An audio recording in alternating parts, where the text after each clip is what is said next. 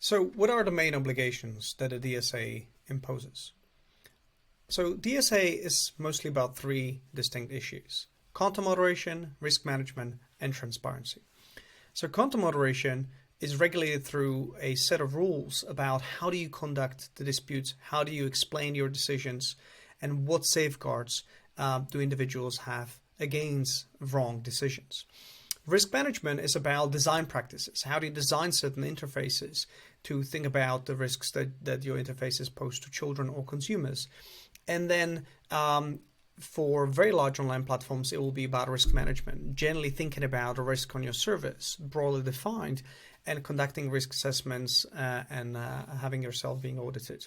Finally, transparency rules are about publishing certain information in annual or semi-annual transparency reports, publishing certain archives of advertising, or giving access to researchers when it comes to certain data that are useful for studying certain risks.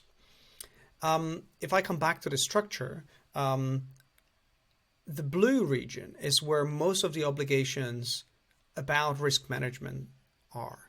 Online platforms have some increased obligations concerning transparency, also increased obligation in terms of content moderation. But the content moderation obligations mostly live in green region in terms of the basics. The blue region only enhances it and adds further obligations. So hosting services get some basic obligations for content moderation. Intermediaries other than hosting services don't have such obligations. They only have an obligation of transparency. But online platforms have a combination of increased obligations about the content moderation, as well as additional risk management obligations, which are still rather limited, but they really become much bigger and much more costly when it comes to the very large online platforms and very large search engines, which we'll talk about. So currently we have 24 very large online platforms or very large search engines that have been designated by the European Commission. And they include many marketplaces, social media sites, adult sites, and a couple of others.